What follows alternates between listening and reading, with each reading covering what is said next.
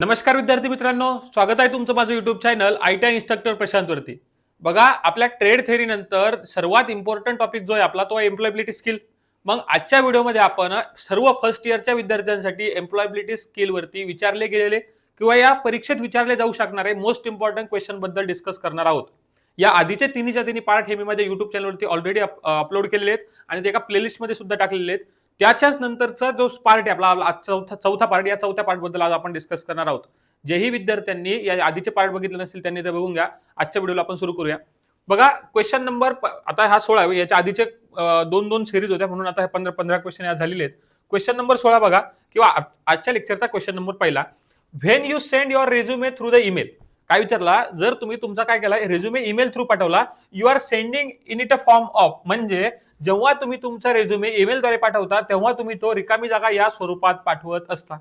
आता एक एक्झाम्पल सांगतो मी तुम्हाला काय करायचं, ईमेलवर कोणती फाईल पाठवायची किंवा व्हॉट्सअपवर तुम्हाला काही पाठवायचं असेल ना, तर जर समजा तुम्ही ईमेलवरती एखादी फाईल पाठवायची, जसं आपण व्हॉट्सअपमध्ये जातो, ॲडवरती क्लिक करतो, ॲडवरती क्लिक करून फाईल अपलोड करतो. मग या अपलोड करण्याच्या याला काय म्हणतात प्रोसेसला, किंवा एखाद्या ईमेल सोबत किंवा एखाद्या डॉक्युमेंट सोबत एखादी गोष्ट दुसऱ्या डॉक्युमेंट अटॅच करणं ईमेल सोबत, त्याला आपण अटॅचमेंट म्हणतो. आता आपण काय केलं, अटॅच केलं. जसं आपण बघा एखाद्या मार्कशीट सोबत तुम्ही जर काय एखाद्या ओरिजिनल झेरॉक्स लावल्या, तर मग झेरॉक्सला आपण स्टॅपल करतो त्याला, म्हणजे त्या काय केल्या, झेरॉक्स त्याच्यासोबत अटॅच केल्या आणि याच गोष्टीला अटॅचमेंट असं म्हणते. काय म्हणते, अटॅचमेंट. आता अटॅचमेंट दोन प्रकारची असते. ही सध्याची अटॅचमेंट जी आहे ही आपली कशाच्या बाबतीत विचारलं त्यांनी, रेझ्युम ईमेलवर पाठवला त्याच्या बाबतीची अटॅचमेंट, मग याला आपण अटॅचमेंट म्हणतो. अजून अटॅचमेंट तुम्हाला माहिती कोणत्या बाबतीत असते तर. नंतर बघा क्वेश्चन नंबर 17 काय म्हणतो, where all deleted file will be store. जर तुम्ही थोडं जरी कम्प्युटर वापरत असाल ना, जर थोडं कम्प्युटर वापरत असाल तर तुम्हाला एक गोष्ट माहिती आहे, ज्यावेळेस आपण फाईलवरती जातो, एखादा समजा आपल्याला काय एखादे फोटो आहे तुमचे, मग जर तुम्ही समजा आता काय करायचं, तुम्ही फोटो काय कराल, समजा मोबाईल आहे तुमच्या घरच्यांना मोबाईल द्यायचा किंवा तुमच्या भावाजवळ मोबाईल द्यायचा किंवा ते लॅपटॉप वगैरे तुमच्या घरच्यांना द्यायचे तुम्हाला, तुम्ही काय करता, लॅपटॉपमध्ये जर तुमचे फोटो तुम्ही काय करता, ते डिलीट करून टाकता.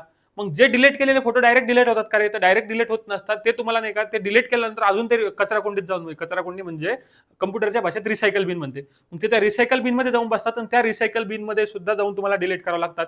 त्याच वेळेस तुमचे फोटो डिलीट होतात. जर तुम्ही रिसायकल बिन मधून फोटो डिलीट करत नसाल तर समजून घ्या की तुमचे कोणी ते वाजून फोटो बघू शकतात. त्याच्यामुळे फोटो डिलीट केल्यानंतर जर तुम्ही कम्प्युटरमध्ये तुमचे फोटो आहेत तर फोटो डिलीट केले, तर फोटो डिलीट केल्यानंतर एक गोष्ट लक्षात घ्या की ते फोटो कुठे जाऊन बसतात, अजून रिसायकल बिन मध्ये जाऊन बसतात. म्हणून तुम्ही ते फोटो अजून रिसायकल बिन मधून सुद्धा डिलीट करून ठेवा, नाहीतर चुकीच्या व्यक्तीच्या हातात लागू शकतात. नंतर क्वेश्चन नंबर 18 बघा, काय म्हणतो, what does the M stand in a SMART. हा जो क्वेश्चन आहे ना, हा एवढा इम्पॉर्टंट क्वेश्चन आहे की प्रत्येक, आता मी तुम्हाला आत्ताच सांगून देतो, हा आहे का एक प्रत्येक एक्झाम मध्ये एखाद्या विद्यार्थ्याला याच्यावरती 2 ते 3 प्रश्न बघायला मिळतील. आता का सांगतो मी असं, कारण स्मार्ट नाही का, आता स्मार्ट म्हणजे कसं आपण ऐकतो बघा, हा स्मार्ट म्हणजे काय, तर आता काय असतं माहिती का, जर समजा तुम्हाला एखादी गोष्ट करायची आहे, मग एखादी गोष्ट करायची असेल ना, तिला स्मार्ट पद्धतीनं करायला पाहिजे, तर या स्मार्टचा नाही का एक स्पेसिफिक अर्थ असतो. मग आता आपण एक्झाम्पल काय, मी एक्झाम्पल सांगतो तुम्हाला, आपण एक्झाम्पल असं पकडू की तुम्हाला काय झालं, इलेक्ट्रिशियन झालं तुमचं कंप्लीट किंवा कोणताही ट्रेड कंप्लीट झाला आयटीआय नंतर, तर तुम्हाला काय करायचं, कॉम्पिटिटिव्ह एक्झामची तयारी करायची.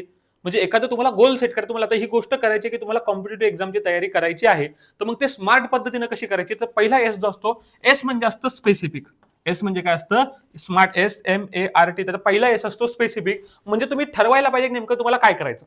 जसं मला इलेक्ट्रिशियन ट्रेड झाल्यानंतर मला कॉम्पिटिटिव्ह एक्झामची तयारी करायची, पण कॉम्पिटिटिव्ह एक्झाम वेगवेगळ्या प्रकारचे, आपली टेक्निकलची असते, कोणी पोलीस भरती करणार, मग आपल्याला समजा टेक्निकलची करायची, तुम्ही स्पेसिफिक ठरवा की तुम्ही ठराविक कोणती करणार. जसं आपण आता एक्झाम्पल काय भेटलं की आपल्याला इलेक्ट्रिकलच्या कॉम्पिटिटिव्ह एक्झामची तयारी करायची, हे झालं आपलं स्पेसिफिक गोल. काय झालं आता, हे स्पेसिफिक झालं, म्हणजे स्मार्ट पद्धतीने करायचं. तर एम म्हणजे असतं मेजरेबल. एम म्हणजे काय असतं, मेजरेबल. म्हणजे फॉर एक्झाम्पल सांगतो मी तुम्हाला की आपल्याला तयारी करायची, तर मी काय करणार, 6 महिने क्लास करणार आहे आणि 6 महिने स्वतः सेल्फ स्टडी करणार, म्हणजे मी 1 वर्ष कॉम्पिटिटिव्ह एक्झामला देणार. मग त्या एका वर्षामध्ये 6 महिने क्लास झाला, मग 6 महिने क्लासमध्ये माझा सिलेबस किती कव्हर झाला पाहिजे, नंतर माझी प्रॅक्टिस झाली पाहिजे का, नंतर मला कशा पद्धतीने मी अभ्यास करायला पाहिजे, या गोष्टी मेजरेबल असतात. म्हणजे काय, पहिल्या 6 महिन्याचा तुम्हाला तो रेकॉर्ड आहे, तो ट्रॅक करता आला पाहिजे. हा आता 2 महिने झाले माझा एवढा स्टडी कंप्लीट झाला, 5-6 महिने झाले माझा क्लास कंप्लीट झाला, सोबत माझं हे एमसीक्यू इतके एमसीक्यू सॉल्व्ह करणं झाले, आता मी सेल्फ स्टडी करणार. म्हणजे असा गोल काय राहिला पाहिजे तुमचा, मेजरेबल गोल असला पाहिजे. ए म्हणजे असतं अटेनेबल. अटेनेबल किंवा याला अचिवेबल म्हणतो आपण. आता अचिवेबल म्हणजे काय आहे की खरंच ते अचीव करता आलं पाहिजे, म्हणजे काहीही गोल सेट करून ठरवणे. तुम्ही काय विचारलं, आता माझा आयटीआय झाला ना, आता मला काय करायचंय, एखाद्या देशाचा पंतप्रधान व्हायचं, हे अचिवेबल गोल आहे का रे? नाही. अचिवेबल म्हणजे काय की तुम्ही म्हणजे आता होऊ तर कोणी शकतं, जर चायवाला पंतप्रधान बनू शकतो तर कोणी बनू शकतं. फक्त विषय कसा आहे की तुम्हाला आयटीआयतून कॉम्पिटेटिव्ह एक्झाम देऊन पंतप्रधान होता येणार आहे का? नाही. तर मग तुमचं जे गोल तुम्ही ठरवणार आहे ते कसं असलं पाहिजे, अटेनेबल किंवा अचिवेबल असलं पाहिजे, जे की तुम्ही साध्य करू शकता, ज्याला आपण रिअलिस्टिक असलं म्हणजे पाहिजे. आपण म्हणतो ना, तो म्हणजे फेके नसल्या पाहिजे, नुसत्या मोठ्या मोठ्या बाता नसल्या पाहिजे, ते खरंच अचीव करता आलं पाहिजे, त्याला आपण अटेनेबल म्हणतो. रिलिव्हंट म्हणजे जेही तुमची फील्ड आहे त्याच्यात रिलिव्हंट असलं पाहिजे.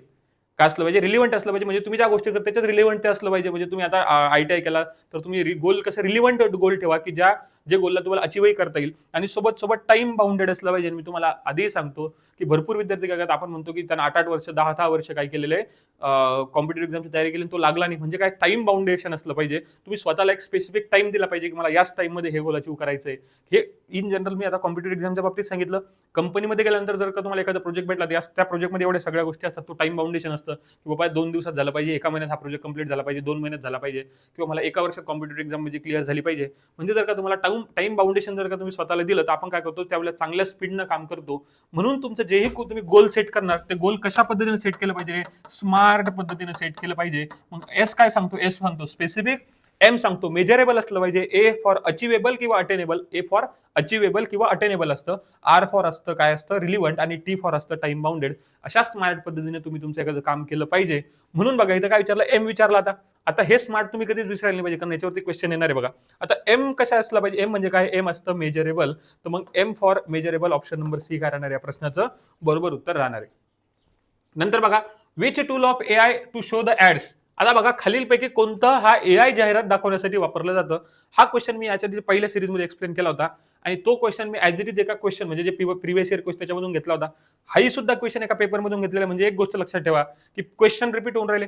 मग आता याचं उत्तर मी आधी सांगितलं होतं की आपण एआय, आपल्याला जाहिराती कशावर दिसतात तुम्हाला, मायक्रोसॉफ्ट पेंट वरती तुम्ही काय करू शकता, पेंटिंग करू शकता, इमेज वगैरे एडिट करू शकता, कॅलेंडर वरती तारीखा पाहू शकता, सोबत MS वर्ड वरती तुम्ही फाईल एडिट करू शकता. पण तुम्हाला जाहिराती दाखवायची असतील, आणि एआय कोणत्या जाहिरात दाखवतात ते दाखवतात आपल्या फेसबुक वरती, हे आपल्या सगळ्याला माहिती आहे, सोशल मीडियावरती आपल्याला ऍड दिसतात. नंतर बघा, what does the A stand in a smart. आत्ताच आपण स्मार्ट बघितलं, त्या स्मार्ट मधला ए हा काय दाखवतो हे यांनी विचारलं. आता याचं मी तुम्हाला उत्तर बघा, त्याच्यामध्ये अटेनेबल होतं, पण मी अजून एक दुसरा शब्द सांगितला त्यासाठी काय वापरलं होतो, तर याचं उत्तर सर्वांनी मला कमेंट करून सांगा. आणि मलाही समजू द्या की तुम्ही विद्यार्थी किती जण विद्यार्थी सिरियसली वाहते, म्हणजे आपल्याला सिरीज कंटिन्यू करायची आहे, तर मग तुम्ही काय केलं पाहिजे, असे थोडं इंटरॅक्टिव्ह सेशन आपलं राहिलं पाहिजे. मग याचं उत्तर काय करायचं मला कमेंट करून सांगा. आता त्याच्यातलं अटेनेबल त्याच्यात नाही, पण मी दुसरा शब्द बोलताना बोललो होतो, तो एक रिपीट जाऊन आहे का किंवा काही करा, पण तुम्ही काय करा, याचं उत्तर मला ABCD नाही सांगायचं, याचं मला म्हणजे जे असेल येते उत्तर प्लस काय लिहायचं, दोन्ही शब्द एकमेकांसोबत लिहून टाकायचे कमेंटमध्ये. क्वेश्चन नंबर 21 बघा, rearrange of the following set of words into the meaningful sentence. आता काय केलं त्यांनी, खालील शब्दांचा वापर करून, ते काय म्हणते, खालील शब्दांचा वापर करून तुम्ही काय करा, एक अर्थपूर्ण वाक्य तयार करा. मग आता शब्द कोणकोणते तर बघा, टीचर आहे, स्कूल आहे, वर्क आहे, शी आहे, आहे आणि ऍज आहे. मग आता एवढे सगळे टीचर शब्द दिलेले आहेत, या शब्दाचा एकदा काय करून याला एकदा व्यवस्थित अरेंज करून एक मिनिंगफुल वाक्य बनवायचं. याचाच ट्रिक सांगू मी तुम्हाला, सरळ काय करा, वाक्य वाचा. ऐकायला जर का आपल्या डेली ऐकण्यासारखं वाटलं, चांगलं वाटलं तर क्लिक करा, नाही तर सोडून द्या. बघा, वर्क शी ऍज स्कूल टीचर. आता हे कसं वाटलं, हे वर्क शी ऍज स्कूल टीचर, हे काही ऐकायला चांगलं वाटून नाही राहिलं, म्हणजे हे तर नाहीच आहे. ऑप्शन नंबर 1 कटलं. शी टीचर बरोबर आहे. वर्क ऍज अ स्कूल म्हणजे स्कूल म्हणून काम करते का, नाही ती टीचर म्हणून काम करते, ठीक आहे, म्हणजे हे पण ऐकायला चांगलं वाटत नाही. She work as a school teacher, ती एक शाळेची शिक्षिका म्हणून काम करते.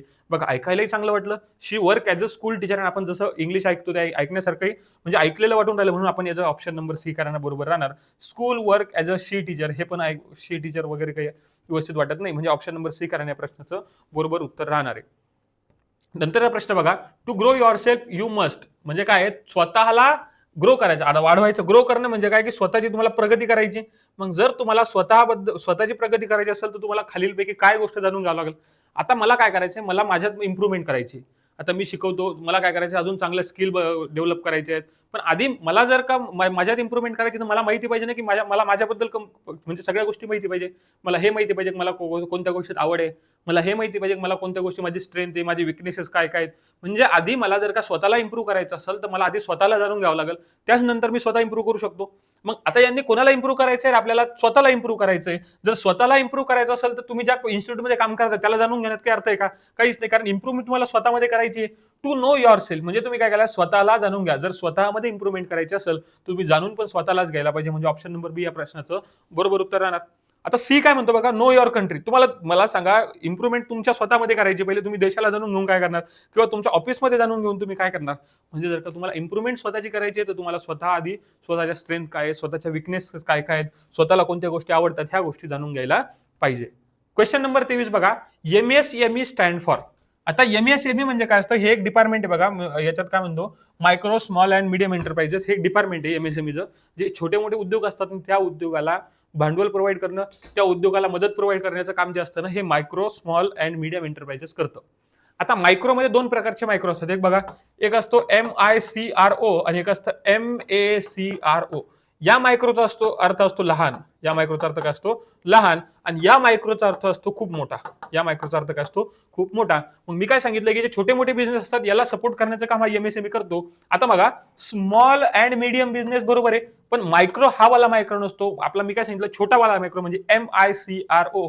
Option number D, micro small and medium enterprises, म्हणजेच ऑप्शन नंबर डी या प्रश्नाचं बरोबर उत्तर राहणार आहे. बघा, या दोन मध्ये तुम्ही कन्फ्युज व्हायला पाहिजे, पण हा जो मॅक्रो वाला मायक्रो आहे ना, हा मोठ्या उद्योगासाठी दाखवतो. आणि हे डिपार्टमेंटच काय, डिपार्टमेंटच बनल्यासाठी की मिनिस्ट्री बनल्यासाठी. छोटे मोठे जे उद्योग असतात, जे ITI झालेले मुलं जे एखादा छोटा बिझनेस टाकतात किंवा एखादा बचत गट एखादा बिझनेस टाकतो, त्या बिझनेसला सपोर्ट करण्याचं काम हा MSME डिपार्टमेंट करत असतो. ठीक आहे. नंतरचा बघा, fill in the blank with a comparative adjective. Your pencil is रिकामी जागा दॅन मी. त्यांनी काय विचारलं बघा, खालीलपैकी काय करायचं, एखादा तुलनात्मक शब्द. तुलनात्मक म्हणजे काय, कम्पेअर करणारा. तुलनात्मक म्हणजे काय, कम्पेअर करणारा, दोन गोष्टीला कम्पेअर करणारा शब्द वापरायचा. मग विशेषासह रिक्त स्थान भरा. युअर पेन्सिल इज रिकामी जागा दॅन मी. आता बघा, रिकामी दॅन, आता बघा याच्यात काय विचारलं, तुझी पेन्सिल माझ्यापेक्षा काय रिकामी जागा आहे. मग आता पेन्सिल काय ठीक असते, पेन्सिल जाड असू शकते, पण याच्यात नाही का करेक्ट ऍडजेक्टिव्ह बसतो बघा, शार्प. आपण काय म्हणतो, तुझी पेन्सिल माझ्यापेक्षा जास्त शार्प आहे. मग your pencil is sharper. Sharp म्हणणार का फक्त, शार्प दॅन मी नाही, sharper than me. Your pencil is sharper than me, म्हणजे ऑप्शन नंबर बघा, शार्प. थिकर आला असतं तरी उत्तर आपण म्हणू शकलो, तुझी जाड आहे ती पण म्हटलं असतं, पण हे पण गेलं, शार्प पण गेलं, ब्लंट पण गेलं, म्हणजे उत्तर येणार option number C. Your pencil is sharper than me, म्हणजे ऑप्शन नंबर सी या प्रश्नाचं काय राहणार आहे, बरोबर उत्तर राहणार आहे. The expansion of RAM. कदाचित हा प्रश्न मला असं वाटतं की मी याच्या आधी एक्सप्लेन केला, पण तरी सांगतो मी तुम्हाला की रॅम म्हणजे काय असतं. कम्प्युटरमध्ये दोन प्रकारच्या मेमोरी असतात. आता एवढं काही कम्प्युटरच्या डिटेलमध्ये मलाही माहित नाही आणि ते आपल्यालाही जायचं काम नाही. लक्षात राहतं, रॅम म्हणजे असतं रॅन्डम ऍक्सेस मेमोरी. रॅम म्हणजे काय असतं, रॅन्डम ऍक्सेस मेमोरी. आणि एक असते रोम. एक काय असते, रोम म्हणजे असतं रीड ओनली मेमोरी. आता रॅम विचारलं, रॅम म्हणजे बघा, रीड ओनली मेमोरी नाही, रॅन्डम ऍक्सेस मेमोरी, म्हणजे ऑप्शन नंबर काय आहे, सी बरोबर आहे. जर रोम विचारला असतं तर रोम विचारला असतं तर उत्तर आलं असतं, थांबा, रॅन्डम ऍक्सेस मशीन, सॉरी इथं मशीन आहे. रॅन्डम ऍक्सेस मेमोरी म्हणजे ऑप्शन नंबर डी उत्तर. बघा, मी बोलताना बरोबर बोललो, रॅन्डम ऍक्सेस मेमोरी हे झालं रॅमचं उत्तर. रोम आलं असतं तर रीड ओनली मेमोरी कशाचं आलं असतं, रोमचं आलं असतं. आणि मी तुम्हाला आधीच्या लेक्चरमध्ये सांगितलं, जे फुल फॉर्म आहेत ना रॅमचा, मागच्या वेळेस नॅप्स होतं, नॅशनल अप्रेंटिसशिप पोर्टल स्कीम, नंतर असे जे फुल फॉर्म याच्या, हे 2 ते 3 फुल फॉर्म तुम्हाला एक्झाममध्ये नक्की बघायला मिळतील. बघा, क्वेश्चन नंबर 26 बघा, something is made a different type of unit. अशी गोष्ट की जी वेगवेगळ्या युनिट पासून बनलेली आहे, त्याला आपण काय म्हणणार. आता आपण बघा, तुम्ही ऐकलं असेल की आपल्या भारताचं कल्चर हे डायव्हर्सिटी, विविधतेचं कल्चर आहे आपला. म्हणजे काय की वेगळ्या जातीचे, वेगळ्या धर्माचे, वेगळ्या पंथाचे, वेगळ्या वेगळ्या वेशभूषा असणारे लोक आपल्या भारतामध्ये एक समान राहतात. जसं आपला समाज बघा, आपल्या एका गावामध्ये सगळ्या प्रकारचे लोक आहेत, म्हणजे सगळ्या धर्माचे लोक आहेत, सगळ्या जातीचे लोक आहेत, प्रत्येकाची वेशभूषा वेगळी आहे, प्रत्येकाचं अन्न म्हणजे जे आपण खातो ते वेगळं आहे, प्रत्येकाचं राहणीमान वेगळं आहे. मग हे सगळे लोक एका ठिकाणी राहतात, वेगवेगळ्या, काय सांगितलं, made up of different types of unit, म्हणजे वेगवेगळ्या गोष्टी एका ठिकाणी राहतात, त्याला आपण विविधता म्हणतो, त्याला आपण आपल्या कल्चरची काय म्हणतो, डायव्हर्सिटी म्हणत असतो. मग हे काय येणार, समाज, युनिटी, एक नाही, म्हणजे डायव्हर्सिटी म्हणजे विविधता. मराठीत जर तुम्ही वाचलं तर वेगवेगळ्या प्रकारच्या गोष्टी एकत्र राहणं, त्याला आपण विविधता असं म्हणत असतो. नंतर बघा, या प्रश्नाचं उत्तर सांगितलं की या प्रश्नाचं उत्तर येणार बघा, ऑप्शन नंबर सी. नंतरचा question, same situation people should be treated in a same way. असं सिच्युएशन की प्रत्येकाला एक समान वागणूक देणं. काय म्हटलं मी, प्रत्येकाला लोकशाहीची लोकांशी अशीच वागणूक दिली पाहिजे.